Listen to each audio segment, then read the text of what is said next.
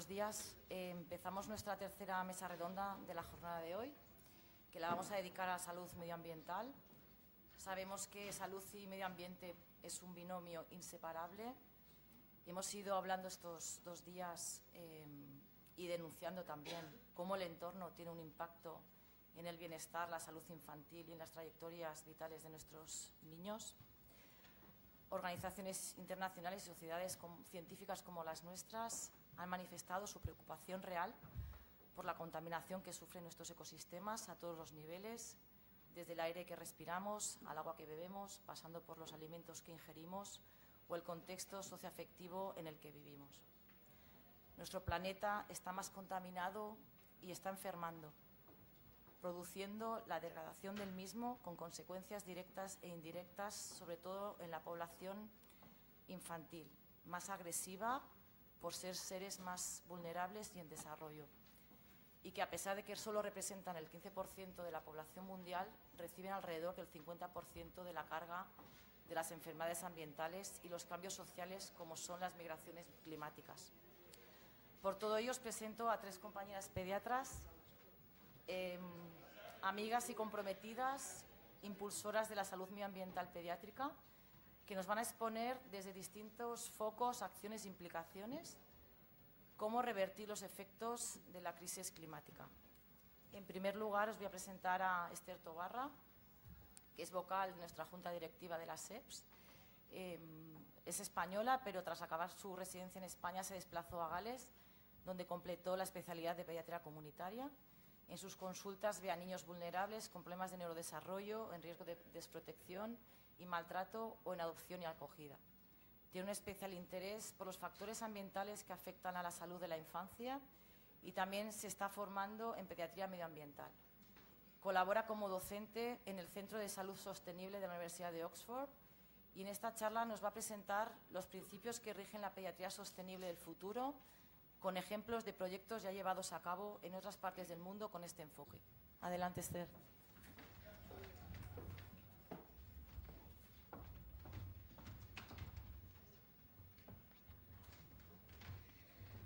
Bueno, muchas gracias, Raquel. Es muy difícil hablar después de ponentes como los que hemos estado escuchando, pero muy fácil estar aquí rodeada de amigos y de compañeros.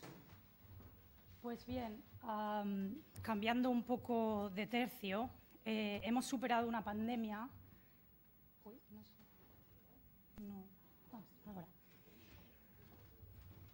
Hemos superado una pandemia, vivimos como podemos la recesión económica, pero la OMS ya advierte que el cambio climático es una de las más grandes amenazas para la salud y bienestar de nuestros niños y también para su supervivencia.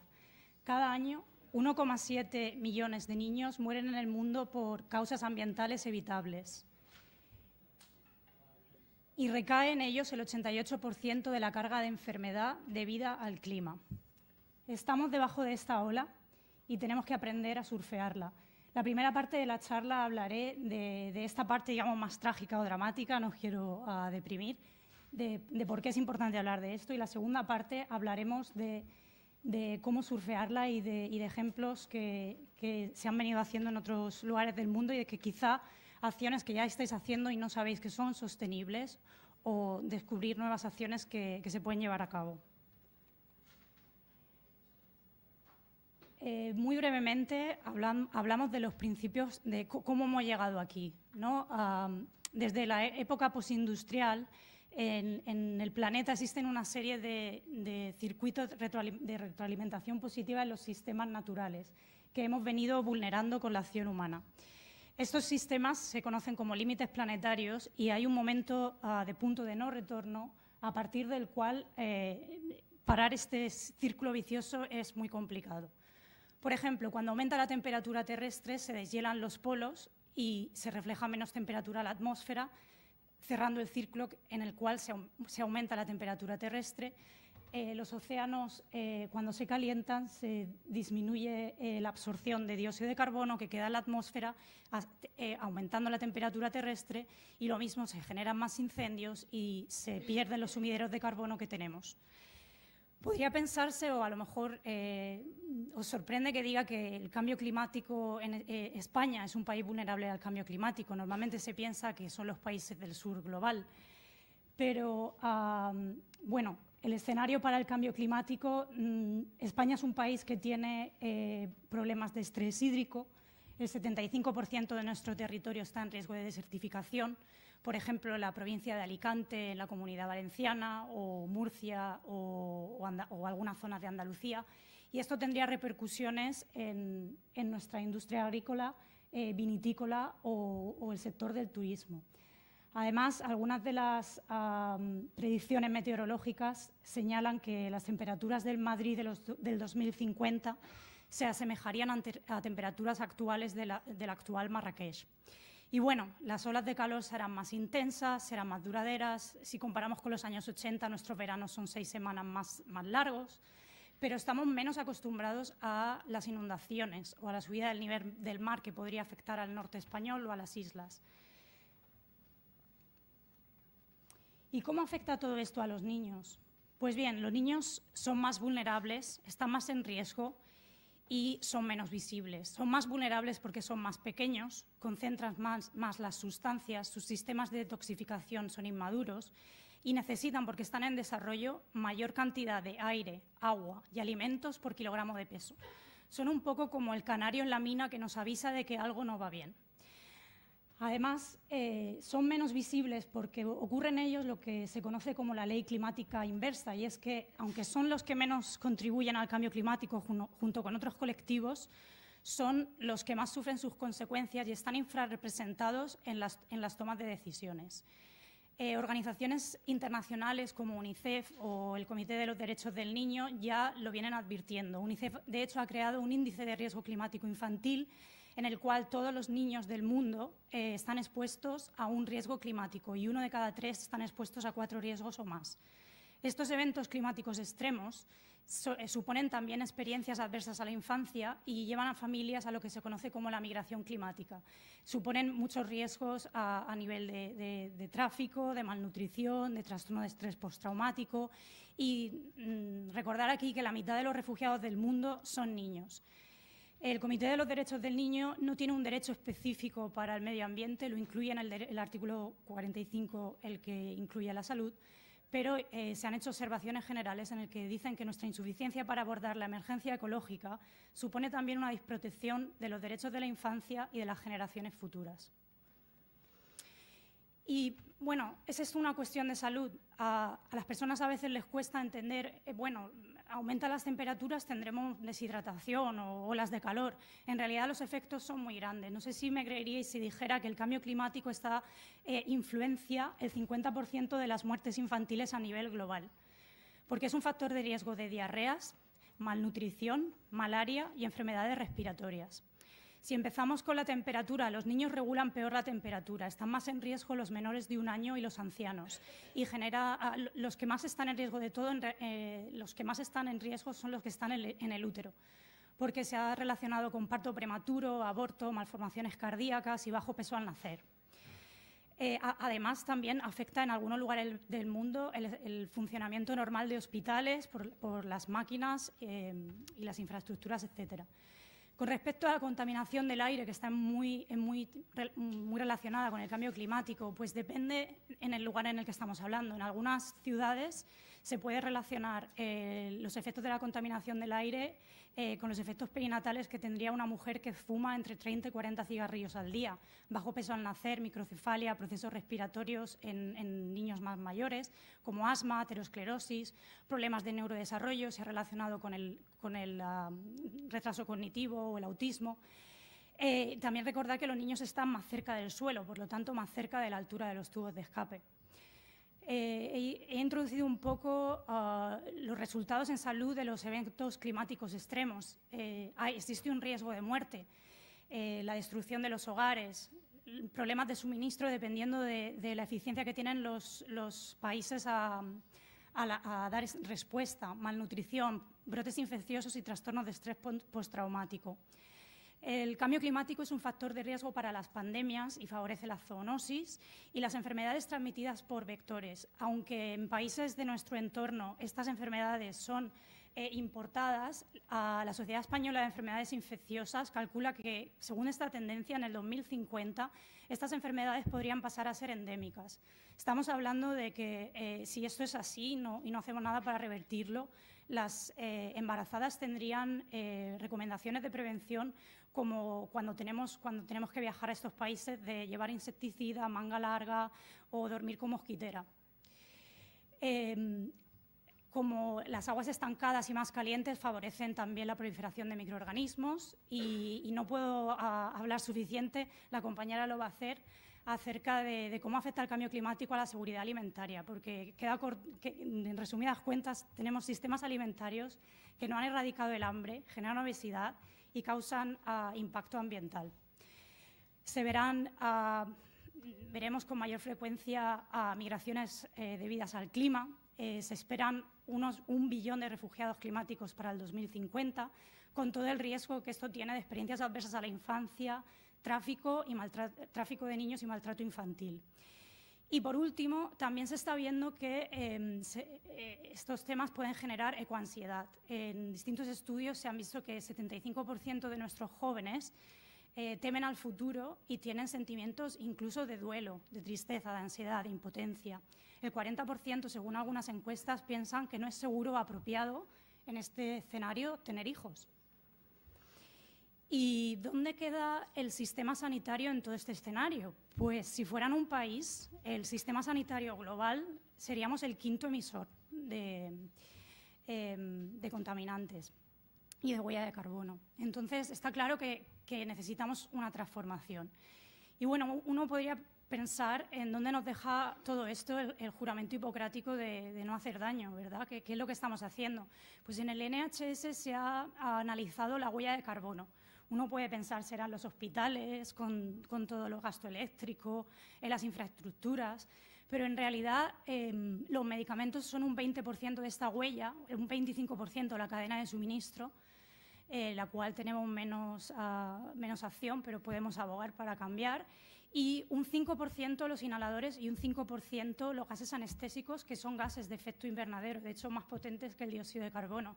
Entonces, esto también es una transformación clínica, porque a pesar de que tenemos este 20% de gasto farmacéutico, por desgracia, un gran porcentaje de esto no es en beneficio de nuestros pacientes debido a la polifarmacia y acabamos contaminando el suelo y el agua. Entonces, ya hemos acabado la parte dramática, vamos a enfocarnos en la parte de qué podemos hacer, y si definimos la sostenibilidad, en realidad es la capacidad de que algo se mantenga a futuro. Puede ser la sostenibilidad ambiental, puede ser la sostenibilidad social, la sostenibilidad financiera. Deberíamos incluir esto, es la pieza que falta en el puzzle de la calidad de nuestros servicios sanitarios. Y podría pensarse, otra cosa más que hacer. Bueno, en realidad, en muchos casos ya lo estamos haciendo, es simplemente que no tenemos esa concienciación. Normalmente lo que es bueno para el planeta suele ser bueno para la salud y generar ahorro. Esta diapositiva habla del principio del valor sostenible, en lo que se basaría un sistema sanitario sostenible. Como toda ecuación, la parte del numerador es lo que queremos incrementar, los resultados en salud para nuestros pacientes, para nuestra población, disminuyendo el denominador, el impacto ambiental de lo que hacemos, el impacto social de lo que hacemos, generar más igualdad y menos desigualdad, y el impacto financiero. Por lo tanto, hemos sido formados en la primera parte, que es la que sabemos cuantificar y medir muy científicamente, pero los impactos sociales, como todos sabemos, suelen ser poco visibles y los impactos ambientales casi que menos aún. Y los impactos financieros, pues ya se los dejamos a otros. Entonces, el sistema sanitario sostenible lo que pretende es evaluar y disminuir el impacto ambiental, mejorando la salud de las poblaciones. ¿Y cómo vamos a hacer que esto se sostenga? ¿Cómo vamos a hacer que los hospitales lo puedan pagar? Tratando de generar salud, crear salud, para contrabalancear el gasto de enfermedad. Esta a mí me parece fascinante, pero no tenemos tiempo de ahondar. Esta quiere decir cómo los cobeneficios en salud de la acción climática, como acciones climáticas a través de mediadores, como sería disminuir la calidad disminuir la contaminación del aire o mejorar nuestra alimentación, disminuir el sedentarismo, crear lugares de encuentro en la comunidad donde se aumenta la sensación de cohesión social. Todo esto tiene unos impactos en la salud y disminuye la inequidad social. Y son también actividades que disminuyen las emisiones en carbono. Intentando aterrizar, si queremos pensar cuáles son entonces estas acciones, pues cómo son los principios de sostenibilidad en la práctica. Queremos reducir el impacto ambiental manteniendo los resultados en salud. Para ello no nos queda otra que reducir la actividad o reducir la intensidad de lo que hacemos. Enfocándonos en la prevención, empoderar a los pacientes, revisar nuestros protocolos, qué es lo que hacemos por protocolo que quizá no está teniendo ningún beneficio. Hay analíticas o visitas a pacientes que vienen al hospital que no es necesario, o podemos coordinarnos de otra forma, podemos evitar polifarmacia. Y luego de ciertas alternativas bajas en carbono que existen y gestionar mejor los recursos ambientales. Con la prevención, los pediatras y los profesionales de la infancia tenemos un papel en abogar por crear, ¿no?, ambientes que sean menos obesogénicos, que tengan más contacto con áreas verdes, mejorar la alimentación y la contaminación del aire, también la contaminación del aire interior, programas para dejar de fumar o para evitar que los adolescentes vapeen, si se les sensibiliza con toda la carga ambiental que tienen estos vapeadores, que además es todo marketing para la infancia lleno de colores. El empoderamiento, educar para la salud, el autocuidado, las terapias y programas de grupo, las intervenciones no basadas en fármacos como la prescripción verde y social. Todo esto suena un poco suavito, pero también es porque hemos estado formados en el modelo biológico y darle el valor que realmente tienen a los determinantes sociales y ambientales de la salud supone aceptar que lo que nosotros podemos cambiar de manera individual pues es quizá un poco más moderado. El trabajo multidisciplinar, coordinarnos con el colegio, coordinarnos con los trabajadores sociales. Y entonces me diréis, ¿pero esto cómo es sostenible? Bueno, pues si conseguimos atender problemas que son complejos de una forma temprana, las experiencias adversas en la infancia, por ejemplo, la protección del menor, vamos a intentar, como ha dicho la compañera, evitar que esos problemas sean más complejos, generen más gasto de recursos y acaben siendo niños que vienen a las consultas por millones de otros motivos, problemas abdominales, vosotros lo sabéis que sois pediatras sociales. Bueno, también programas y servicios más locales, más cerca de la población, consultas telefónicas, online en ciertos casos, y hacer prescripción basada en la evidencia y evitar la polifarmacia. Con las alternativas más bajas en carbono, bueno, las intervenciones psicológicas, como decimos, sociales y basadas en la naturaleza tienen menos carga ambiental. Todo lo que sea medicina basada en los estilos de vida, proyectos de Caminando al Cole, estos proyectos mejoran el ambiente de nuestros barrios, mejoran la salud de nuestros niños y tienen esos co-beneficios ambientales y en salud. Pero luego hay ciertas decisiones médicas que no conocemos. Por ejemplo, los inhaladores contienen hidrofluorocarbonados como propelentes y estos son gases de efecto invernadero miles de veces más potentes que el dióxido de carbono. Y bueno, los neumólogos pediátricos estarán de acuerdo que no usamos de manera suficiente los inhaladores preventivos de corticosteroides. Si nosotros pensamos en nuestros hospitales, la cantidad de niños que se van con inhaladores de broncodilatadores de acción corta, podemos pensar la cantidad de impacto. Hacemos un sobreuso de estos broncodilatadores de acción corta y esto está relacionado con más mortalidad, más visitas a emergencias, más hospitalización en comparación con los inhaladores preventivos. Por poner un ejemplo, 10 puffs de Ventolin equivaldrían a 30 kilómetros en coche, cuando la misma dosis en polvo seco equivaldría a 1 kilómetro. Y hay niños que pueden usar el polvo seco. Luego hay alternativas con ventolines que tienen menos cantidad de propelente, uno de ellos se llama el Salomol y ese equivaldría a lo mejor a 10 kilómetros. Otra cosa que no se suele saber mucho es que los comprimidos versus el jarabe. El jarabe tiene más huella ambiental, quizá porque ocupa más espacio, genera más transporte, se necesita refrigerar, la fecha de caducidad, genera más errores en la dosificación.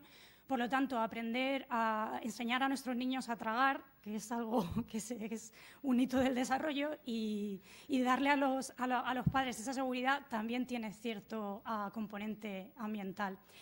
Los gases anestésicos y el óxido nitroso también es 300 veces más potente que el dióxido de carbono. Entonces, todo lo que sea intervenciones mínimamente invasivas con anestesia intravenosa o anestesia local, altas más tempranas, pues va a mejorar. Decir también que se me ha olvidado antes que los inhaladores se deberían hacer campañas de reciclado o que los lleven a las farmacias, porque es más beneficioso incinerarlos que tirarlos al vertedero, porque siguen expeliendo los gases y como son más potentes que el dióxido de carbono.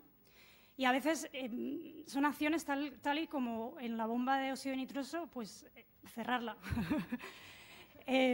Bueno, la lactancia materna, ¿qué os voy a decir si sois pediatras? La alternativa tiene muchas más, no solo perjudiciales en salud, pero ambiental. Y luego, por poner un ejemplo de enfermedad crónica, la diabetes, pues se puede mapear toda la guía, ¿no? Desde elegir ciertos proveedores, a reciclar el plástico de las bombas, a mejorar la prevención y el control, evitar cetoacidosis, evitar ingresos, a las plumas recargables en vez de un solo uso. Eso es un ejemplo. Yo no soy experta, sé que se ha hecho en algún hospital, pero esa es la manera de pensar. Y con respecto a la gestión de recursos, pues como cada hijo de vecino, reducir, reutilizar, reciclar y gestionar los recursos que tenemos. A veces reducir puede ser el uso de los guantes o los EPIs, que no quiero yo decir que no se tengan que usar cuando se tengan que usar, pero cuando se ven las toneladas de residuos que generan los hospitales y que no se usan bien tampoco, porque llevar guantes no significa que no nos lavemos las manos o que acabemos tocando todo. Entonces, ¿qué sentido tiene? Reutilizar podría ser en los quirófanos también. Iniciativas de transporte eficiente o ahorro energético. A veces se abren los quirófanos, se abren las plantas, están 24 horas abiertas con el gasto de electricidad, los ordenadores, la calefacción. Ejemplos. Muy brevemente, el beneficio de la prescripción verde: aumenta la salud física por la actividad física, porque disminuye el efecto de isla de calor en las ciudades, genera aire limpio, previene las inundaciones, es equigénica, del término inglés equigenic, genera igualdad, identidad, sensación de comunidad, el aprendizaje no estructurado, el juego espontáneo, genera confianza, independencia, nuevas habilidades. Y en Japón ya hacen prescripción de baños de bosque, lo que se conoce como Shirin-yoku, y han evaluado cómo esto tiene beneficios en las células NK. Que son preventivas de cáncer. Nosotros los humanos generamos compuestos orgánicos volátiles perjudiciales, pero los árboles generan beneficiosos para reducir el estrés y generar atención, que mejora el aprendizaje. Se llaman fitoncidas y terpenos. Y bueno, este es un momento de utopía, un momento de sueño. ¿Cómo serán las comunidades sostenibles que nosotros queremos crear? ¿Serán comunidades en las que tenemos todo a mano, como en la antigüedad, a 15 minutos, y podemos ir andando a todos lados con transporte público de calidad y robusto, con pasillos verdes que respetan la biodiversidad, con espacios para la comunidad donde se pueden generar comida local, orgánica, sostenible y para la salud? Energías autogeneradas renovables, o los ciudadanos pueden participar más activamente en la toma de decisiones. Incluso nuestros edificios, los hospitales, las escuelas son verdes, y ya si le pedimos una jornada de 4 días con tiempo para pasar con los niños y generar el apego que también nos han explicado, pues venga, vamos a soñar y a pedir. Pero es que la alternativa que tenemos es bastante, si esto es un sueño, el otro puede ser una pesadilla. Y organismos internacionales en materia de salud ambiental como el IPCC ya dicen que tenemos una ventana estrecha de oportunidad para cambiar la manera en la que vivimos. Y el editor del Lancet, en la comisión Lancet Countdown, dice que los profesionales de la salud, además, tenemos una responsabilidad porque la sociedad confía en nosotros. Por último, decir que todos tenemos un papel aquí, cada uno tiene que reflexionar en cuál es el papel que tiene, sin caer en el ecodistrés, sin caer en la perfección, sin caer en soy coherente. Pienso que eso solo genera parálisis. Deberíamos hablar de esto que nos afecta a todos, bajando la carga política, como quien habla acerca del clima que tenemos hoy. Y el Ikigai, otra vez, es un concepto japonés que se relaciona con la felicidad o la búsqueda del propósito de vida. Nos hace las 3 preguntas. ¿Qué te gusta hacer? ¿Qué hace falta hacer? ¿Y qué se te da bien? Y en esa intersección es donde se pueden buscar las respuestas. Martin Luther King dijo que si él supiera que el mundo acabara mañana, aún hoy él plantaría su árbol. Y bueno, siempre se piensa que hacen falta transformaciones muy grandes, políticas, etcétera, que sí las hacen falta, pero como todos los grandes descubrimientos, si ponemos un símil con el descubrimiento del fuego, hacía falta la herramienta, el palo, la piedra, el método, pero lo que más hace falta también es ese material inflamable, esas ramas ligeras, que en el momento en el que tengamos esas herramientas y las transformaciones políticas estén preparadas y con los conocimientos para llevar esto a cabo. Y muchas gracias por la oportunidad y por la confianza a la Sociedad Española de Pediatría Social, los materiales del Centro de Sustainable Healthcare. Y si queréis echarle un ojo, a algunos compañeros divulgamos de estos temas en la página web de Red Salud Planetaria. Muchas gracias por la atención.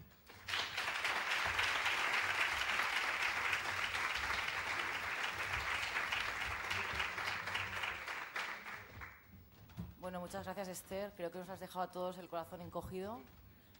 Siempre son brillantes sus speech, la verdad. Y creo que este foro, que es de pediatría social, que son agentes de cambio y de transformación, ahí tenemos más deberes. Bueno, la siguiente ponencia va a cargo de Paula Sol. Paula es pediatra endocrino y doctora por la Universidad Autónoma de Barcelona. Tiene máster en Metodología de la Investigación en Ciencias de la Salud y se ha especializado en Inteligencia Artificial y Big Data. Tiene más de 20 años de experiencia en clínica médica y paralelamente inició su carrera científica en investigación básica en alteraciones genéticas en tiroides en el Erasmus Medical Center de Rotterdam. Actualmente desarrolla su actividad científica en el Servicio de Pediatría del Instituto de Investigación de Ciencias de la Salud del Germans Trias y Pujol y forma parte del equipo Biomedical Data Science del IEC Global. También es profesora de la Universidad Oberta de Cataluña en el Máster de Salud Planetaria y en el de Alimentación y Salud. Sus principales intereses se centran en promover el bienestar comunitario y planetario. Y su charla va a intentar informar, inspirar y empoderar a la audiencia para que tome decisiones alimentarias más conscientes y contribuya a un sistema alimentario más saludable y sostenible a nivel individual y colectivo. Gracias, Paula. Bueno, primero muchas gracias por haberme invitado, gracias a la organización, gracias Raquel, gracias Ana. Es un placer estar acá, aparte con los ponentes que hubieron, estoy aprendiendo un montón, así que también les agradezco. Raquel especialmente me encantó, voy a intentar estar a la altura de ella. Mi tema se centra en salud medioambiental también, Raquel me abrió las puertas. Esther, perdón, que tuve que aprender tantos nombres en este día que no me los acuerdo.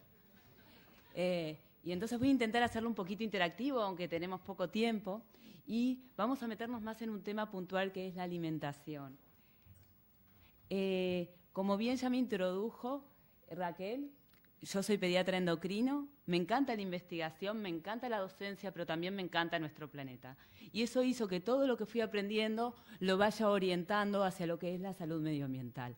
Mi intención hoy es tratar de pasarles un poco de información de lo que sé, tratar de llevarlos a la reflexión, como también ya creo que los hizo Raquel, y si me sale bien, poder hacer que hagan pequeños cambios, o al menos los piensen cuando salgan de acá.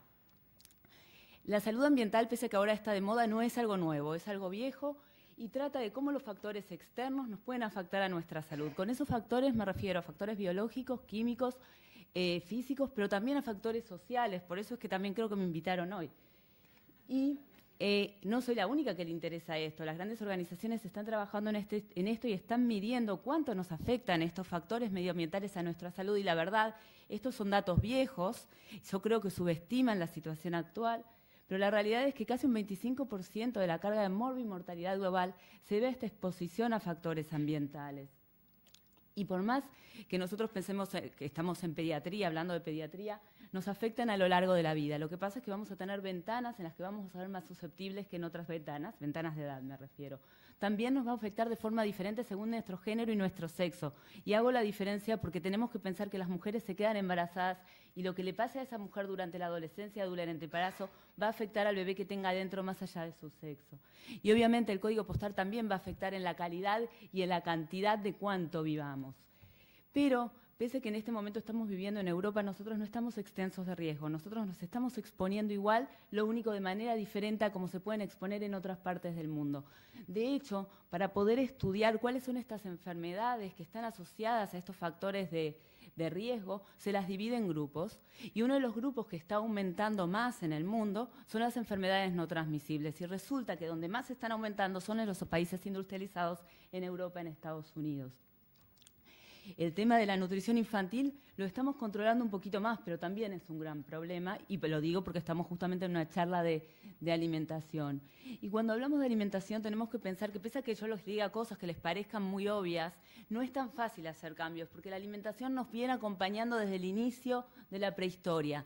Entonces poder hacer cambios no es tan fácil como parece, y eso lo sabe cualquiera que quiso hacer un pequeño cambio en su dieta diaria.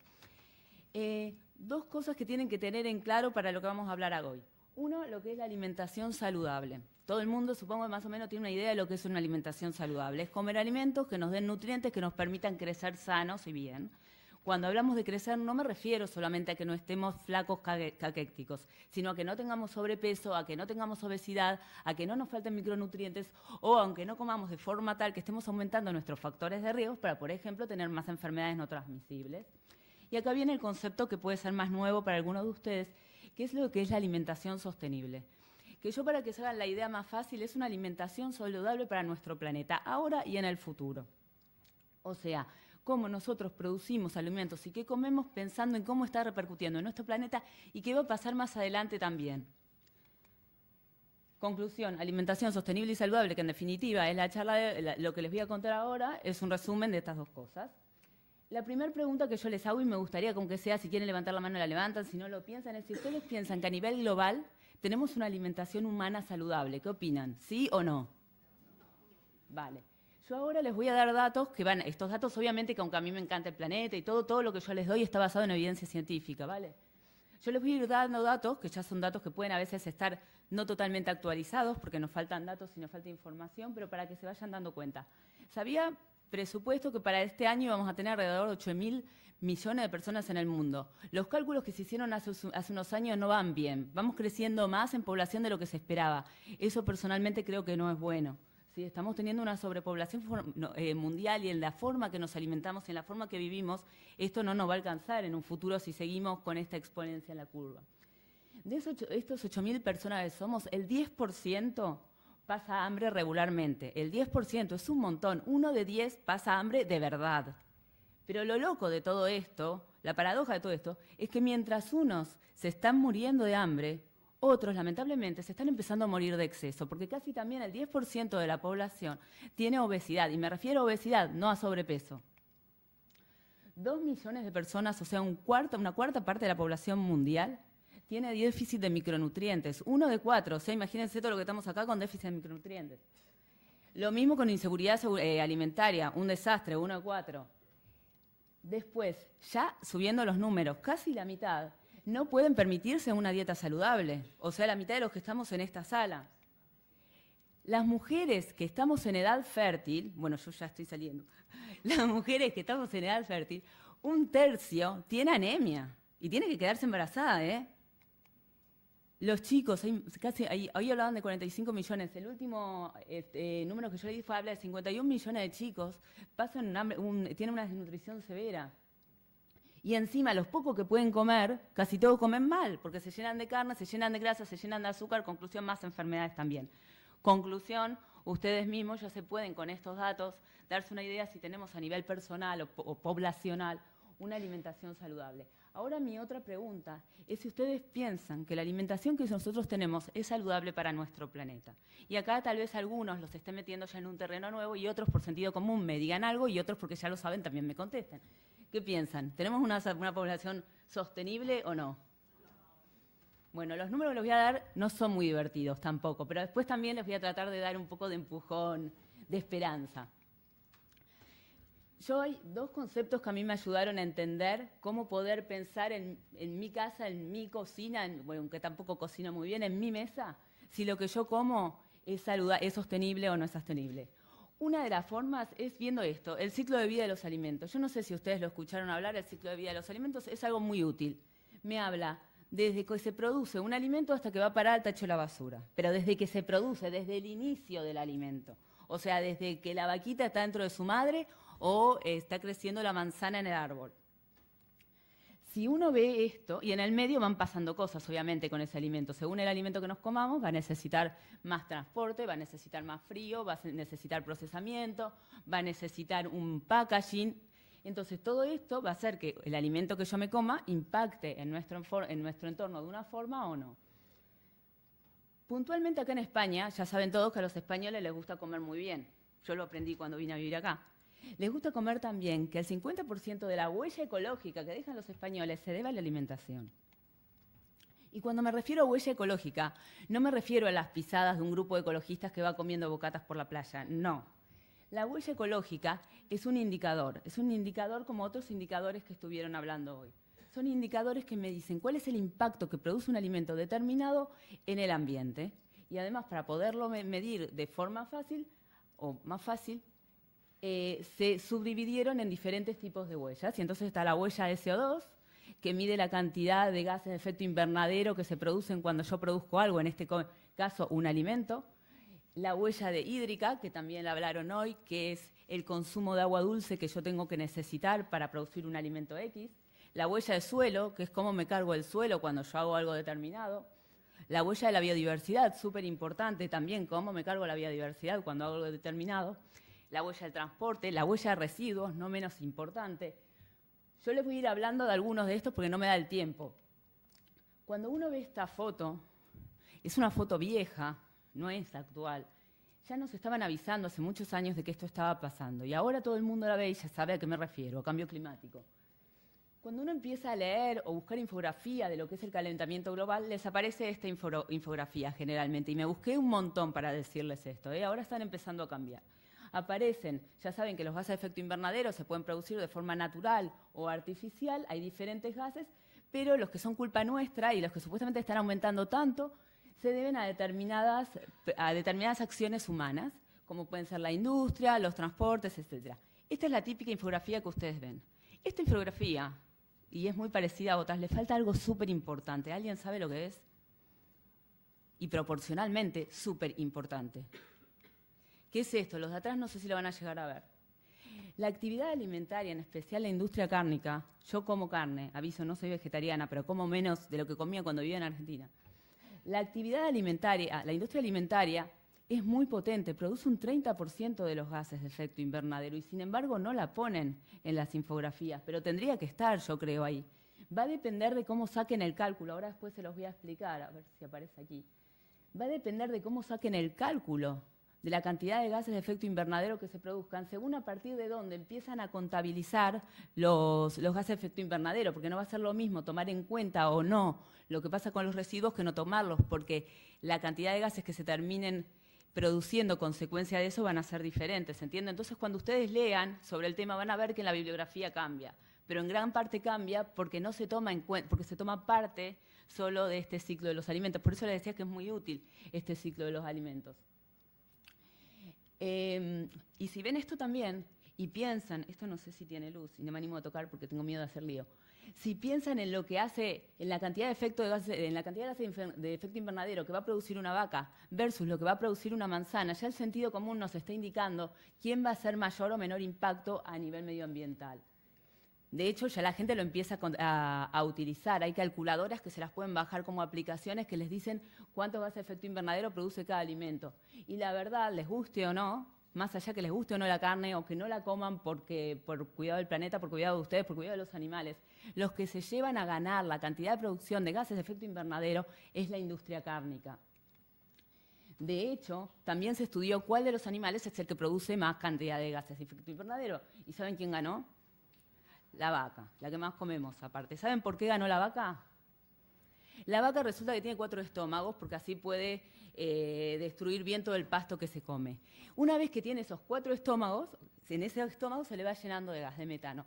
Y a que no saben por dónde le sale el metano. No solo por abajo, sino también por arriba. Los eructos de la vaca son los que más también condicionan los gases de efecto invernadero. Además que piensen que la vaca tiene que comer. Por lo tanto, vamos a necesitar deforestar zonas para plantar el pienso para darle a la vaca. Además que la vaca va a necesitar su propio espacio, más allá que esté en una macrogranja o en la Patagonia Argentina. Uy, y se pasó lo que tenía miedo que pase. Ay, qué susto.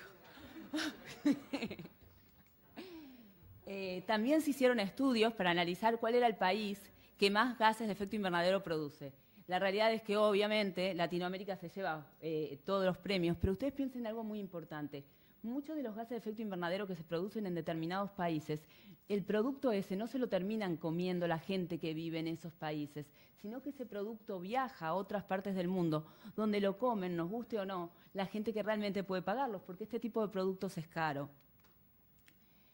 Después viene la huella hídrica. La huella hídrica es bastante grave también, pese a que se hable más de la huella de carbono. La huella... Avísame cómo voy de tiempo. ¿Cuánto? La huella hídrica nos dice la cantidad de agua que se consume para la producción de un alimento determinado. Todo el mundo sabemos que estamos pasando por un problema de agua hoy en día, que hay escasez. De hecho, 2/3 partes de la población mundial, 2/3 partes, pasa problemas de escasez de agua por año en el mundo, un mes al menos. Esto me gusta poner experiencias personales porque a veces creo que se quedan mejor en la memoria que ponerles datos. Yo vivo en la Cataluña profunda y trabajo en Barcelona. Cada vez que vengo en el autobús paso por un pantano y esto lo hago hace 15, 20 años. Cada vez que paso por el pantano, muy lindo el pantano, ahí lleno de agua, todo bonito. Y en los últimos años me llamó un montón la atención porque el pantano, no sé si se llega a ver la foto ahí porque hay mucha luz. El pantano estaba realmente seco el año pasado. Está bien que era agosto y acababa de terminar el verano. Pero cuando pasaba por ahí me fijé en la foto satelital de Google, cómo se tenía que ver, que no sé realmente si ver algo o no, pero me fijé, todo esto es agua, ¿sí? Y el autobús estaba por acá, estaba viendo solamente esta parte. Me fijé cómo se veía realmente esa huella azul a nivel satelital unos años anteriores. No tiene nada que ver. Me fijé en internet cómo eran las fotos de esos mismos lugares unos años antes. Y miren la diferencia, es terrible. Cuestión que como sigo viajando todas las semanas para venir para Barcelona, me fijé a lo largo de todos los meses qué pasaba con el pantano, si realmente se llenaba de agua o no. Y lamentablemente en estos últimos meses, desde agosto del 22 hasta ahora, porque me voy tomando el trabajo de sacar todas las fotos, el pantano sigue igual. Esto es Vaqueira Beret, ¿sí? Para los que viven en España lo conocen, un lugar muy bonito de esquí. Esto es hace unos años lo que era el Pla de Beret. Esto es el año pasado y este año no creo que vaya a mejor. ¿Por qué les cuento esto? Porque toda esta agua drena en lo que es la cuenca que va a parar y alimentar a toda parte de Cataluña. Ustedes imagínense cómo vamos a tener de agua, si esto es lo que está pasando. No necesito que me lo digan los periódicos, aunque los periódicos ahora lo están sacando como locos las noticias. Uno solo se abre los ojos, lo está viendo por la ventana del autobús. De hecho, la gente también se puso a medir cuánta agua consume determinado alimento. Obviamente, ¿quién se lleva de vuelta todos los premios? La pobre vaca. La vaca necesita 15.000 litros por kilo de carne, una barbaridad. Con el suelo pasa lo mismo. Cuando nosotros hacemos una determinada industria alimentaria, ya sean vacas, ya sea que plantamos trigo o árboles, eso va a impactar en el suelo. Lo que yo utilice para hacer crecer la vaca o para hacer crecer lo que vaya a crecer en ese suelo, voy a hacer un impacto en el suelo. Voy a hacer contaminación, quiera o no, de ese suelo. Voy a alargar productos, voy a deforestar. Esta también experiencia personal que al argentino que tenemos ahí tal vez le va a interesar. La alimentación, la industria alimentaria es una de las principales causas por las cuales hoy hay una gran amenaza a lo que es la biodiversidad. El 80% de la biodiversidad anual que está amenazada se debe a la industria alimentaria. Eso que ven ahí Eso es Argentina, obviamente lo conocen. Yo el año pasado, a principios de este año, llevé a mis hijos ahí para que conozcan para mí lo que es uno de los lugares más maravillosos del mundo, que es el Parque Nacional Los Glaciares. Los llevé a los chicos ahí, que vean los glaciares, todo, y la guía dice, miren eso de ahí, para lo que no se vea bien, esto era una montaña que caía a pique, ¿sí? No era una montañita como las del Valdarán, no. Era una montaña que cae. Y la guía agarra y dice, ¿ven esos puntitos? Yo no veía nada, pensé que era un cóndor, qué sé yo. Le digo al chico, mira el cóndor. Me dice, no, mami, no es un cóndor. Eran vacas. ¿Cómo puede ser que en el sur de Argentina, donde hace un frío de locos, donde hay una montaña que cae en picada, hayan vacas cuando no tendrían que haber vacas? Resulta que, como saben, muchos españoles se fueron a Argentina hace muchos años atrás y llevaron la industria ganadera. Y la llevaron al sur de Argentina, a la Patagonia. El tema es que esa parte que es tan bonita y que es un reservorio de agua dulce, de repente se hizo Parque Nacional en 1940. Cuando se hizo Parque Nacional, los políticos de turno agarraron y dijeron a los ganaderos que se tenían que ir. Los ganaderos se fueron, pero dejaron todas las vacas. Las vacas quedaron ahí, se adaptaron al clima, se adaptaron al precipicio y desplazaron a la fauna local. Conclusión, ¿por qué les digo todo esto? Porque cuando nosotros aplicamos una industria determinada alimentaria, nos podemos cargar la biodiversidad no ahora, sino lo que hicimos hace 50 años atrás, 60 años atrás, podemos, o más ya, podemos estar pagando el pato ahora y lo que hagamos hoy, obviamente, se va a pagar dentro de unos años también. Volví a hacer lo mismo. Ahí va. Y la última cosa con respecto al ciclo de alimentos, que se los digo muy de forma rápida. Los ultraprocesados. Los ultraprocesados entrarían en el proceso de procesamiento, pero lo que hacen es como exagerar más todo el daño que genera el propio ciclo de los alimentos. ¿Por qué? Porque va exagerando cada punto en particular. Ni que hablar de los contaminantes que le ponen a las comidas. Yo soy endocrino, creo que les dije, me encantan, no, pero me apasiona el estudio de los disruptores hormonales. Cuando comemos productos ultraprocesados, lamentablemente tienen muchos disruptores hormonales, o sea que no nos viene bien por ningún lado. No sé qué le pasó. Conclusión.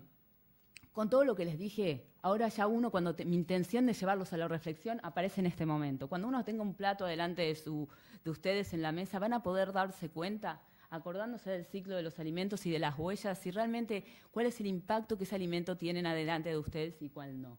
Y también van a poder elegir qué alimento puede producirles más o menos impacto. Pero la pucha. Se está complicando el mando, siempre me pasa lo mismo. También la gente, como es muy lista, empezaron a sumar todas estas huellas juntas y ya sacan artículos en los que suman todas las huellas, no todo por separado como se hacía antes, sino que lo suman. Sigue ganando el producto cárnico a la legua en respecto al impacto que produce en la tierra. Conclusión, ahora viene la pregunta, que ya tienen más información. ¿Tenemos una alimentación saludable para el planeta? Nada de lo que les dije les mentí, todo es cierto. Solamente para que se queden con estos datos, y no sé si voy a llegar a decir todo lo que quería. El 20 a 30% de las emisiones de efecto de gases invernaderos vienen de la industria alimentaria actual. Nos consumimos en esto el 30% de la energía global, el 30% va destinada a la industria alimentaria. El 40% de la superficie terrestre está destinada a la industria alimentaria. Con esto nos comemos el 70% de agua dulce. Nosotros no, en realidad los productos se comen el 70% del agua dulce. Contaminamos el suelo y la tierra. Nos cargamos la biodiversidad. No les hablé de los residuos, o tal vez se los dije muy por encima. De toda esta historia, de un 30, un 50% de lo que producimos va a parar al tacho de basura. 30 al 50%. Es una locura. Y encima tampoco me metí con el mar, pero tengan claro que el mar nos lo estamos cargando también. Y todo esto, obviamente, exagera todo lo que es la crisis climática. Estos temas están importando un montón, hay gente que se está empezando a preocupar, de hecho valoraron cuál es el impacto económico y la realidad es que no es un sistema que esté dando, va en déficit, no nos sirve este sistema alimentario de un punto de vista económico. Pero hay que buscar alternativas porque no nos podemos quedar en este punto donde estamos. La gente esta que sabe tanto se pone a buscar cuáles son alternativas, todas se basan en el sentido común, más allá que los que estén lejos no llegan a ver esto. Uno si lo piensa va a llegar a todos estos ítems. El tema es que, como les dije antes, no es tan fácil cambiar la conducta alimentaria, ni individual, ni social, ni gubernamental. Hay que trabajar contra un montón de límites que vamos encontrando a lo largo de este camino. Se están generando también estrategias para poder confrontar estos límites. En definitiva, es uno de los grandes riesgos que tenemos hoy en día también con respecto a la salud. Sin embargo, y para darles esperanza, y acá vienen mis dos esperanzas del día de hoy, Hay uno de estos ítems que nosotros como pediatras los estamos haciendo y lo estamos haciendo muy bien y creo que lo podríamos hacer mejor. Me está haciendo Ana que vaya más despacio. Y que es la lactancia materna. La lactancia materna es el único indicador nutricional que va en auge. No llegamos a estar tan bien como deberíamos, pero gracias al impulso que se le da a la lactancia materna, estamos logrando conseguir uno de nuestros indicadores nutricionales. Además de todas las cosas buenas que ya conocemos a nivel individual, de la madre, del vínculo, de la lactancia materna, a nivel de salud pública también nos importa la lactancia materna, porque ya sabemos que disminuye la desnutrición y encima también a largo plazo nos viene a favor de las enfermedades no transmisibles, o sea que desde un punto de vista social también nos ayuda. Y encima, desde un punto de vista planetario, la lactancia materna también, si la comparamos con la artificial, va a tener todos beneficios. No los voy a leer porque no tengo tiempo, pero en definitiva uno ya tiene sentido común y sabe cuáles tienen que ser. La última cosa, ¿qué pasa cuando ya somos adultos y comemos? Se estudió cuáles son las dietas que producen mayor y menor impacto ambiental. En España les doy una buena noticia. La dieta mediterránea, junto con las dietas veganas y las dietas vegetarianas, son las que producen menos impacto a nivel global. ¿Qué pasa con la dieta mediterránea? Que estamos perdiendo personas en el camino. Hay que intentar que la gente vuelva a la dieta mediterránea. Hay otra dieta que está súper bien, que es la dieta Eat Lancet, pero tiene un problema. Es una dieta en cierta forma creada en un laboratorio para que sea lo más saludable y sostenible posible. Como está creada en un laboratorio, les dije que el tema de la alimentación es un tema cultural y por lo tanto no está siendo bien aceptada en este momento. Por lo tanto, ¿qué hacen? Siguen trabajando con la dieta mediterránea. Ahora, ¿qué es lo que hicieron? Cambiaron un poco la estructura de la pirámide, pusieron abajo más que nada todo lo que sea fresco, frutas y vegetales, y la pirámide la hicieron tridimensional, para que la gente sea consciente de cuál es el impacto medioambiental de cada uno de los alimentos. Conclusión.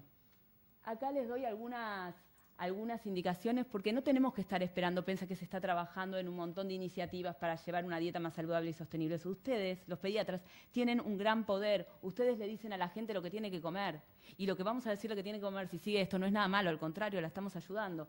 Por lo tanto, no esperen a que salgan las normativas. Ustedes tienen que insistir en la consulta cómo se puede tener una dieta no solo más saludable, sino más sostenible, simplemente comiendo más productos frescos, tratando que la gente no se vaya a comprar el mango, sino que se compre un producto de proximidad y adecuado a la fecha del año, tratando que coman menos carne, no tenemos que atiborrarnos asado todos los días, les prometo que se puede sobrevivir igual. Tratar de bajar el tema de los huevos y de los pescados, obviamente, insistir con la lactancia materna, y después vienen acá un par de ítems extra, como puede ser cuando indiquen que pongan sal a la comida, que sea sal iodada, que ahora justamente hoy leí que se aprobó la utilización de glifosato por 10 años más en la Unión Europea por la Comisión Europea, por lo tanto sigan insistiendo que se laven las verduras y las hortalizas y las frutas. Si la gente puede comprar productos orgánicos, mejor, pero tampoco podemos, creo yo, presionar mucho con este tema porque son muy caros y la gente no los puede pagar. Pero realmente el beneficio que tienen es que en principio, si están bien controlados, no tienen pesticidas. Trabajen con las mujeres embarazadas y los niños pequeños que no coman pescado azul porque tienen muchos metales pesados. Y siempre con sentido común, manteniendo una dieta equilibrada y adecuada. Y con esto, lo vuelvo a apagar. Esto no es mío, esto me lo copié de una presentación del doctor Sabaté, pero es una forma muy fácil de que ustedes pueden pensar cómo tener una dieta sostenible. Si se van para lo verde, es sostenible. Si se van para lo rojo, no es sostenible. Por lo tanto, cuanto más basado en plantas, mejor. Cuanto más de cercanía, mejor. Cuanto más de época, mejor. Cuanto más de fresco, mejor. O sea, y cuando se vengan para el otro lado, lo contrario, y disminuyan los residuos. Conclusión, con todo esto ahora sí terminé, no sé si me fui de tiempo o no.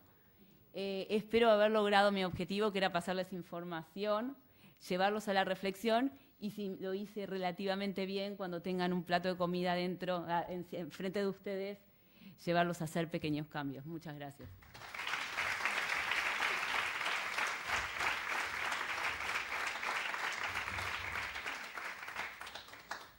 Gracias por este baño de realidad, me parece, y para enfrentarnos a los desafíos que como pediatras tenemos para promocionar una alimentación más saludable y más sostenible en nuestras consultas. Y para finalizar la mesa de hoy, os presento a Lucía Mesa, que también es pediatra, presidenta de la Sociedad Colombiana de Pediatría Regional de Bogotá y miembro fundador del Grupo Colombiano de Pediatría Social. Es pediatra con maestría en Género, Sociedad y Política.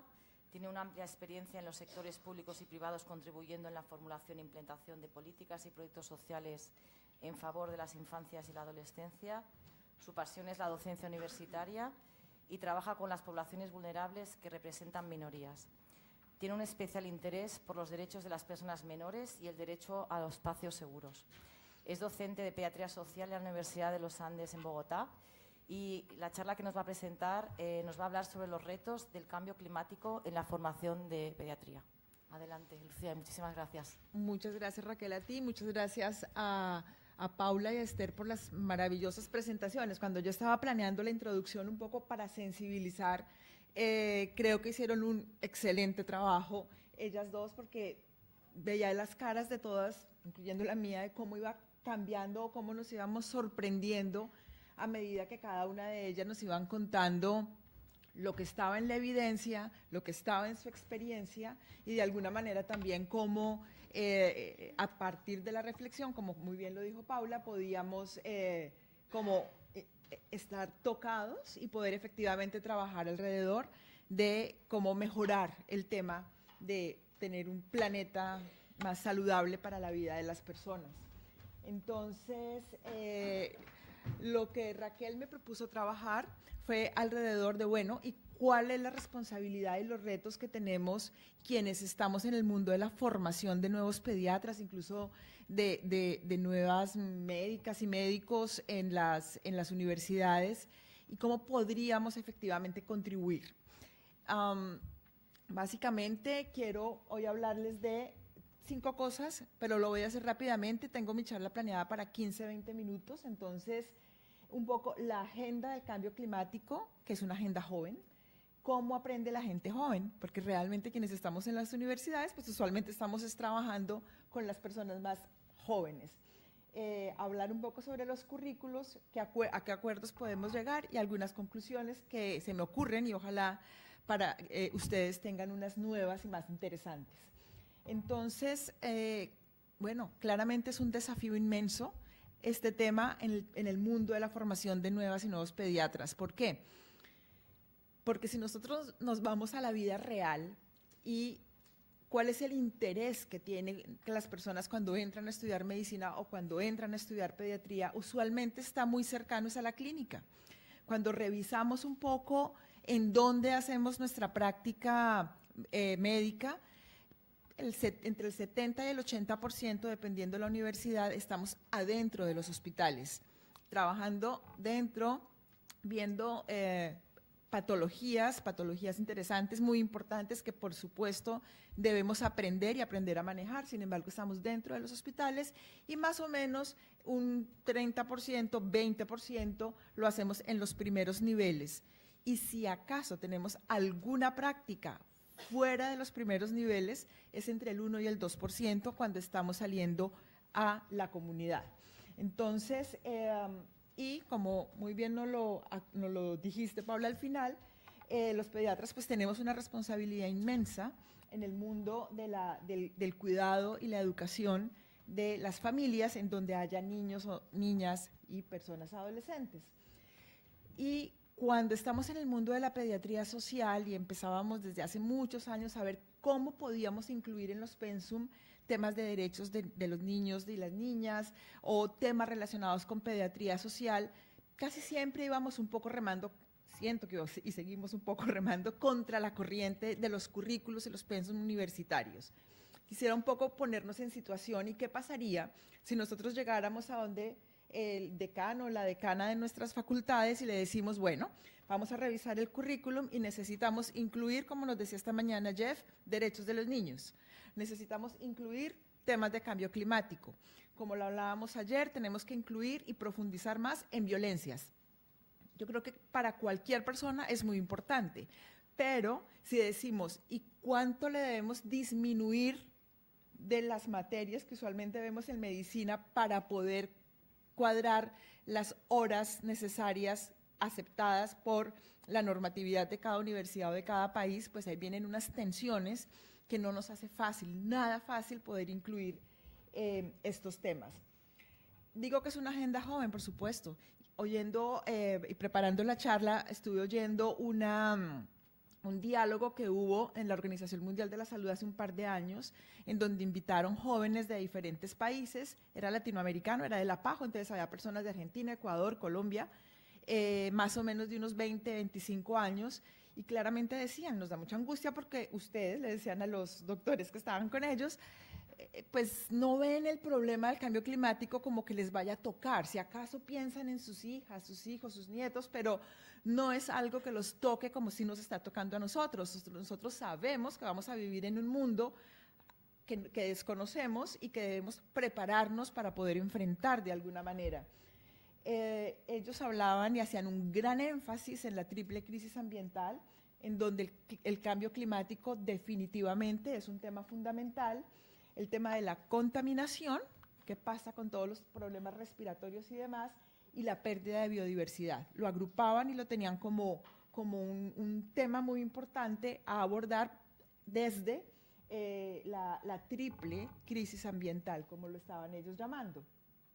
Y entonces, ¿cómo aprende pediatría la gente joven o cómo aprende en general la gente joven? Y creo que las personas adultas y las más grandes también estamos aprendiendo así. Primero, la motivación, indiscutiblemente. Entonces, como les decía inicialmente, pues cuando uno entra a la facultad y cuando uno entra a estudiar pediatría, está pensando principalmente en la imagen que tenemos para ser unos buenos doctores, unas buenas doctoras, y que digamos, quienes tenemos un pensamiento muy desde promoción de la salud, pues queremos que niñas y niños no se enfermen.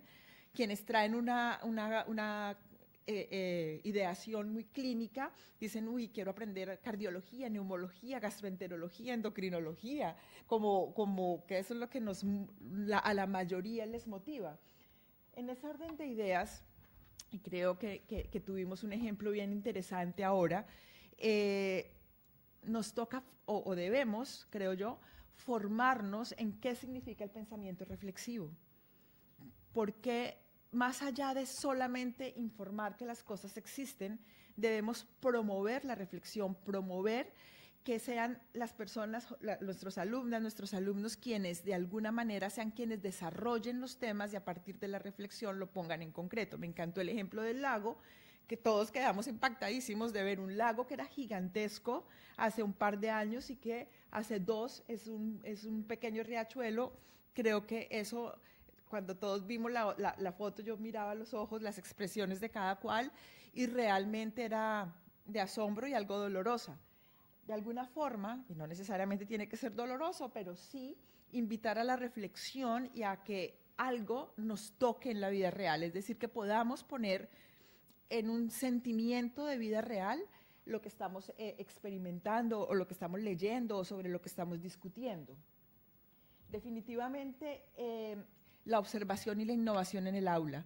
Cuando estamos nosotros preparando, digamos, el siguiente semestre y pensando cómo vamos a hacer ahora lo que nos obligó a hacer la pandemia en términos de innovación, más allá de aprender a manejar Zoom y Teams y armar los grupos y que los estudiantes pudieran generar discusiones, también empezamos a crear diferentes formas de enfrentar a los estudiantes a nuevas realidades.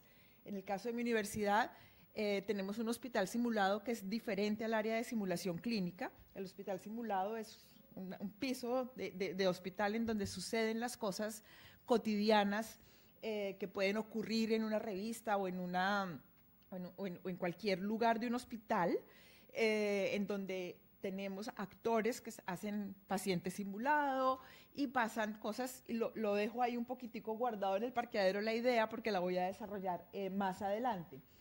¿Y qué se busca? Pues que las personas tengan un aprendizaje significativo, es decir, que todas estas experiencias, la innovación, todo lo que se está trabajando sirva para algo, que efectivamente cada clase y cada momento de educación sea para poderlo usar más adelante en beneficio de las personas que estamos atendiendo. Vienen entonces las famosas rúbricas, cómo vamos a calificar a los estudiantes, y los estudiantes y las estudiantes deben conocerlas antes para que sepan cómo se van a medir y cómo se van a evaluar y demás. y la evaluación formativa y la formación evaluativa, en donde en esa evaluación formativa no vamos a calificar, sino les vamos a decir, mira, tu examen final va a ser de esta manera, vamos a acercarnos a un paciente, vas a hacer la historia, vas a decir lo que tengas que decir y te hago una retroalimentación porque dentro de una semana te voy a hacer la evaluación que sí va a tener tu nota, por decirlo de alguna manera, y el estudiante está preparado. Inicialmente había muchas resistencias, barreras, donde decían, pero si ya vas a ver las preguntas, pues como que no tiene mayor sentido. Lo interesante es que esta forma de aprendizaje es totalmente experiencial, es decir, ellos llegan y cada vez van a tener un paciente diferente, van a tener que abordar, es una forma de hacer las cosas y no necesariamente saberse la respuesta de una pregunta típica, ¿no? Como de anatomía, por poner un ejemplo claro. En ese orden de ideas, y puse un camaleón, porque creo que los currículos sí se deben adaptar a lo que está ocurriendo, sí deben adaptarse a lo que va pasando cada vez en la vida de los servicios de salud en este caso, o de la salud misma de las niñas y los niños. Entonces, si estamos hablando de derechos de los niños, si estamos hablando en esta mesa de cambio climático, si estamos elevando conciencia de la importancia de incluirlo en los currículos, ¿cómo hacemos desde esa forma de enseñar, que es, digamos, una forma que conozco y por eso la comparto, y cómo lo pudiéramos trabajar? Entonces, algunos lo sigo dejando ahí porque voy a volver a retomar el tema del aprendizaje significativo. Los puntos clave, y es en que deberíamos trabajarlo y que nos parece importante, es cómo vamos a incluir a los estudiantes en el mundo del cambio climático. Yo sería feliz que Esther fuera a mis clases y diera todo lo que ya ahorita nos enseñó a nosotros. Aprendí montones y sería maravilloso porque estamos incluyéndolos en la parte teórica, fuerte, real, lo que dice la evidencia acerca de lo que está ocurriendo. Digamos, uno sí quisiera tener ese nivel de expertise para incluir a los estudiantes. Poder sensibilizar, un poco lo que hizo Paula, sensibilizarnos acerca del impacto en la salud infantil. Entonces, la migración de la que nos hablaban por causas del cambio climático, todo el tema de la polución y lo que está ocurriendo con las enfermedades pulmonares, lo que está ocurriendo con las enfermedades transmitidas por vectores. Aquí en España ya ha habido algunos datos de dengue, nos están llamando, digamos, a través de la Organización Panamericana de la Salud de los países del trópico, donde nosotros sí tenemos estas enfermedades muy comúnmente, un poco a saber cómo es que es el asunto, porque ya están llegando estas condiciones a otras partes. Cuando yo estudié medicina, estas enfermedades daban en los lugares que quedaban por debajo de 1.200, 1.500 metros sobre el nivel del mar. Hoy las clases son que estas enfermedades dan las personas que viven a 2.200 metros por debajo por encima del nivel del mar, es decir, que los mosquitos se han adaptado y han podido, gracias al cambio climático, subir y por lo tanto pues afectan a más personas. En ese orden de ideas y pensando en estos 3 ejemplos, como hay miles que ya nos dieron, poder entonces sensibilizar un poco acerca de qué medidas de mitigación y de adaptación podemos tener. Entonces, ¿qué ocurre con todo lo que estudia la ecotoxicología, con esos medicamentos que dejamos en los basureros o que tiramos por el agua? Cómo contaminan, cómo ya hay una cantidad de especies marinas que están siendo afectadas por los esteroides o por muchos otros medicamentos que van absorbiendo y que pues después también nosotros nos comemos. ¿Qué hacemos con todo? En la consulta médica nosotros le estamos diciendo a los pacientes, este es tu medicamento, así te va a llegar, es probable que queden algunas pastillas, te va a quedar la caja. ¿Qué vas a hacer con esa caja? ¿Qué vas a hacer con los blisters de las pastillas? ¿Y cómo vas a desechar los medicamentos? Eso debería ser parte de la rutina de cómo necesariamente debemos cerrar una consulta médica. Por eso les conté lo del hospital simulado. Quisiéramos que allí los estudiantes, cuando están haciendo una consulta, pudiéramos elevar conciencia de la importancia de decirlo completo y de trabajarlo desde ese punto de vista también. Lo que está ocurriendo con los pañales desechables o con las toallas higiénicas, no se degradan prácticamente nunca, y son toneladas y toneladas de basura que están en la tierra y que no se degradan. Introducir nuevamente el mundo de los pañales de tela o los pañales no desechables no ha sido fácil, y también pues producen otro tipo de gastos, pero nunca como estos materiales. Y me encanta que las tres le estamos dando importancia a la lactancia materna. Traía también la Semana de la Lactancia en el 2020, se trató sobre la ecología y cómo definitivamente promover la lactancia materna, más allá del indiscutible beneficio que le produce a niñas, niños, mamás, mujeres en disminución de cáncer, etcétera, cómo protege el medio ambiente. ¿De qué están hechas las fórmulas comerciales? ¿De cuál leche? De vaca. Y ahorita nos contaron cómo las pobres vacas no por culpa de ellas, ¿no? Por culpa probablemente nuestra, están produciendo toda esta cantidad de problemas al medio ambiente. Las latas que hay que desechar, el agua que hay que usar para lavar los biberones, todo lo que tiene que usar alguien para trastear cuando no está alimentando con leche materna a su hija o a su hijo, sabiendo además que es una elección de la mujer, ¿no? O sea, la mujer es la que decide si lacta o no. Creo que los pediatras podemos decir cátedra, pero la que decide dar o no leche materna es la mujer. Y las mujeres, feministas, refeministas o no, si estamos bien informadas y sabemos los beneficios que puede tener, en la gran mayoría de los casos, vamos a elegir lactar a nuestros hijos y a nuestras hijas. Entonces, otro punto fundamental es la educación a pacientes y sus familias, que un poco he venido trayendo la charla hacia ese lado, cómo usar materiales que sean reciclables, no guardar la comida en cajas que terminan dañando o botándose en el medio ambiente. Nosotros le decimos icopor a ese material blanco que no se degrada, no sé cómo le dicen acá, que empacan muchas frutas y verduras en esos materiales, en fin. Y lo otro es la prevención y respuesta a los desastres relacionados con el clima, el cambio climático, ya nos han contado, inundaciones, incendios y demás. También nos toca enseñarle a las familias cómo pueden prepararse para enfrentar estas posibilidades de la mejor manera. Yo creo que en pocos años el mundo va a ser otro y la forma de entenderlo también va a ser diferente. Entonces, ¿a qué acuerdos podríamos llegar? A mí esta lista me encanta, esa lista la tomé de una presentación de Raúl, que son todos los enfoques con los que uno puede abordar los diferentes temas, en donde hay miles, y creo que nos toca incluir en la lista cambio climático. Ya se convierte en un enfoque que debemos manejar permanentemente, que no podemos descuidar y que siempre deberá atravesar nuestras presentaciones en cualquier momento. Entonces, en el marco de cómo incluir en el pensum de pregrado y posgrado es cambio climático, lo deberemos transversalizar. Me da mucho miedo cuando uno transversaliza algo o dice que hay que transversalizarlo, usualmente se pierde. Usualmente, sí, hay que hablar de los derechos, sí, hay que hablar de género, sí, tenemos que transversalizar, y a la hora del té terminamos dando la clase o la conferencia de manera usual. Entonces, uno sí quisiera que en cada clase o en cada encuentro uno pudiera hablar de derechos de los niños, uno pudiera hablar de enfoque de género, uno pudiera hablar de cambio climático, y es una opción.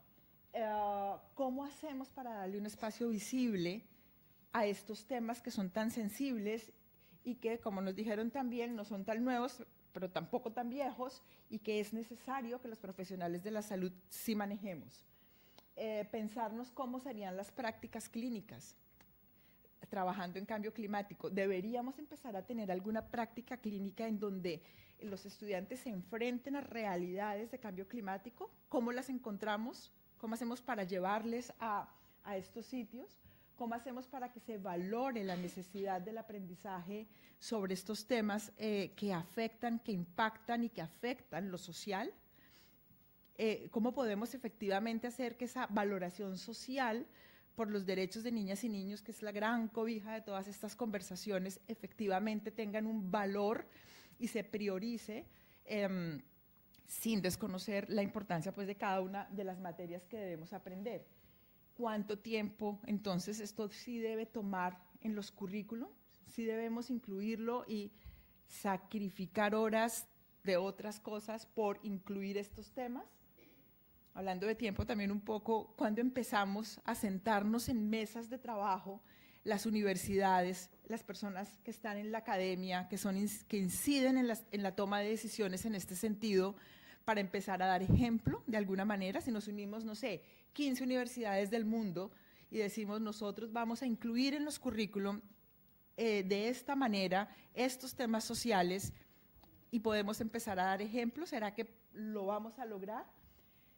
Entonces, un poco con estos cuestionamientos, quisiera como resumir un poco diciéndoles la importancia que tiene que efectivamente los profesionales y las profesionales que se están graduando ahora, que están entrando a las facultades, tengan un manejo rutinario y normal de estos temas. O sea, que no sea como algo exótico, que nos vinieron a dar una charla de cambio climático, sino que se convierta en algo rutinario y que efectivamente sea parte de los currículums, parte de las fórmulas médicas, como estaban contándonos ahora, que hay que formular actividad física, formular cómo nos vamos a comportar, digámoslo así, como sociedad, teniendo en cuenta estas realidades que son el cambio climático. La idea es abogar por un futuro sostenible, por una alimentación sostenible, por un planeta efectivamente sostenible. Entonces, eso quería dejarles un poco para que no lo pensemos y veamos si es el momento oportuno para que como académicos y académicas nos sentemos a pensarnos el tema de cómo incluir el cambio climático, los derechos de los niños en nuestros pensum y currículos universitarios.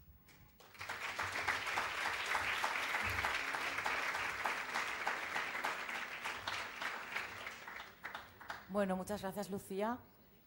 Quizá dejamos 5 minutos para alguna pregunta y nos vamos a comer.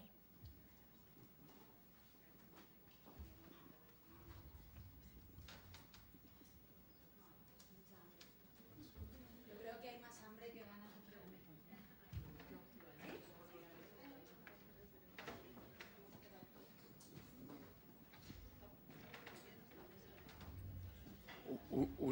Una pequeña... comer bueno es caro.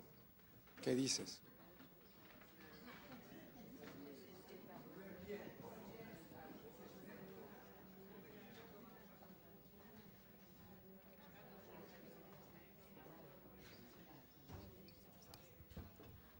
Comer bien, sí, es más caro, pero la verdad es que tenemos, por un lado, yo creo que si somos capaces de educar a la población a que aunque se hagan el esfuerzo en comer parte bien, se puede lograr. Lo que pasa es que también es muy difícil lo que te decía antes, el cambiar los hábitos de comida es muy complejo, no solamente es lo que sale, sino es que cuando vos trasladás el mensaje a las familias, tenés que estar insistiendo todo el tiempo. Yo trabajé muchísimos años con chicos con sobrepeso y obesidad. Y cuesta un montón cambiar los hábitos. Entonces yo creo que uno de los problemas que tenemos, no sé si es solamente el coste de los alimentos, sino el hábito que ya está inculcado en la sociedad. Y es donde más creo que tenemos que trabajar, porque una vez una persona me dijo, y yo creo que es cierto, que los pediatras tienen como un superpoder.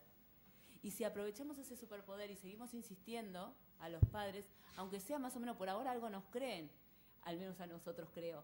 Entonces creo que tenemos que aprovecharnos de eso. Sí, es caro, es cierto, es más caro comer verdura y comer fruta que comprarte un paquete de galletita de porquería en el supermercado.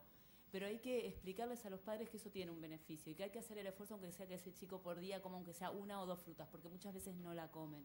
Y si compras productos de estación y de cercanías, probablemente te salga más barato que comprarte un paquete de galletitas. Ahí yo quisiera agregar, antes de darte la palabra, que yo vivo en un país que produce muchas frutas y verduras en el trópico y justo hace unos 15 días estuve en la selva amazónica haciendo un taller y no te imaginas lo que ocurrió al revés, es decir, las personas que no tenían acceso a a bebidas gaseosas de colores, que son los indígenas, o a los dulces, es impresionante cómo ya se están engordando, cómo es probarlo y ya quedan totalmente seducidos por los ultraprocesados y las bebidas gaseosas. Es una tristeza. Sí, felicitaros por la innovadora que ha sido la intervención y por lo que hemos aprendido, ¿no? A mí me queda una duda, y es si, porque tenemos, ante todo lo ecológico, tenemos la presión de la producción, ¿no? De todos los productores, de la industria, que dice que si nos cargamos el sistema de producción actual, pues se van a la ruina, se pierden no sé cuántos puestos de trabajo, tantas familias quedan sin no sé cuánto, y que hay que elegir entre las personas o los animales. En fin, estas cosas que se dicen, estos son argumentos que nos presionan, ¿no? ante el cambio del sistema de producción o del modelo de producción. Y yo os pregunto, ¿hay alguna alternativa que sea rentable? O sea, quiere decir, ¿esto puede ser rentable para el conjunto de la sociedad? ¿Para que no genere paro? ¿Para que no genere desigualdad? ¿Para que no genere pobreza? Yo contesto, pero desde el sentido común. No soy experta en esto, ni mucho menos, ¿eh? Pero la realidad es que todo lo que es la industria alimentaria en sí está muy industrializado. Lo que se hace hoy en día, pasan máquinas que te recogen todo, tenés las vacas metidas en macrogranjas y lo que hace el ser humano ahí, los puestos de trabajo. Si vos das vuelta y te volvés a una agricultura o una ganadería más sostenible, yo no sé realmente, pero estoy hablando desde el sentido común mío, me puedo estar equivocando un montón, ¿eh? No sé realmente cuántos puestos de trabajo realmente se verían amenazados. La gente que está en pro de utilizar menos pesticidas, esto, lo otro, dicen que realmente que si vos generás el entorno para que crezcan los productos dentro de un suelo como la gente, permitiendo incluso que crezcan ciertas hierbas, que eso no afectaría a la producción, sería tan rentable como en la industria actual. Eso es lo que se fundamenta la gente que dice que los sistemas más sostenibles pueden funcionar. Además hay otro problema, que es que, te guste o no, la industria ganadera tiene mucho más impulso por temas económicos, al menos en Europa, por lo poco que sé, que la industria que se basa en la producción de frutas y verduras. Y entonces hay también un sistema gubernamental de subsidios que te va a apoyar una vía u otra vía, y eso también creo que se podría modificar, pero hay mucho lobby que hay detrás, y yo esta parte no me meto porque no la sé.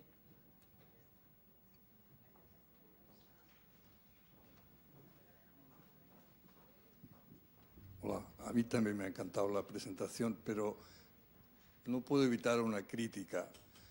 Me da un poco la impresión de que ese cuadro un poco catastrofista y horrible de un futuro que nos espera de desastre, que acabaremos todos comiendo mierda y no habrá para todos, que es una cosa que se decía cuando yo era muy joven, que había poco para comer. Me da la impresión de que muchas de estas preocupaciones tienen un substrato demasiado, diría yo, eurocéntrico o western-centered. 1.000 millones de africanos no comen carne de vaca, 1.500 millones de hindús tampoco, porque las vacas allí son sagradas. No sé si los chinos comen mucha carne de vaca o no, pero todo junto, incluso la preocupación por lo que todo eso influye sobre la contaminación del planeta, no está visto igualmente desde el otro extremo de la situación. Probablemente a los africanos les da exactamente igual si se contaminan, porque lo que quieren ellos es llegar a comer cada día, y lo mismo puede ocurrir en otras zonas del planeta. Sí que tenemos que preocuparnos porque al fin y al cabo aquí todos somos europeos o norteamericanos o del hemisferio norte de alguna forma, pero en realidad hay muchísima más gente en el mundo que, como decía un viejo suizo que conocí hace mucho tiempo cuando hablábamos del pan, dice: no hay pan duro, no pan es duro. Y eso es probablemente mucho más preocupante desde mi pequeño punto de vista. Gracias. Sí, creo que lo que estabas haciendo alusión es lo que se conoce como la ley climática inversa, que por desgracia 4/5 de los sistemas naturales son consumidos por 1/5. Y bueno, los que menos colaboran y contribuyen al cambio climático son al final los que más lo sufren. Pero yo creo que el debate que estábamos teniendo aquí es un debate profundo de cómo el sistema alimentario está organizado no con unos valores o con unos objetivos de salud o de respeto al otro, está basado en el crecimiento, en el valor monetario, en el consumismo. Y quizá se necesita una transformación más profunda de si realmente lo que tenemos como sociedad es aspirar a ese crecimiento, a esa excesiva adicción que tenemos al valor y cambiar a otro valor más del florecimiento como sociedad, en el cual a lo mejor nuevas profesiones podrían ser la prescripción social, estos conectores que conectan a las necesidades de la familia con los activos comunitarios. Quizá hay nuevas profesiones que estaban aún por surgir y algunos economistas ya, como Kate Warthorpe en Oxford, habla de la economía circular y de cómo podemos, no soy experta, pero hay fórmulas que se pueden hacer, pero que requieren cambiar el diálogo.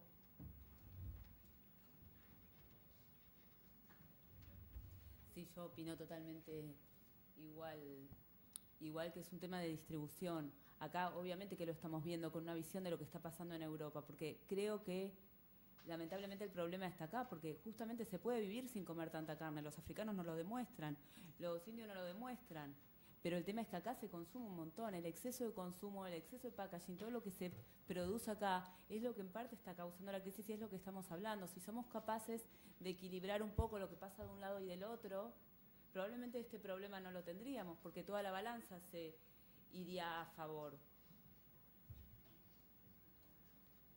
Nada, yo quería concluir con es una especie de denuncia, que estamos en un foro que nos sentimos libres, que deciros que esta mesa de medioambiental se ofreció el año pasado en el Congreso Nacional de Pediatría, de la Asociación Española de Pediatría, y no lo tumbaron.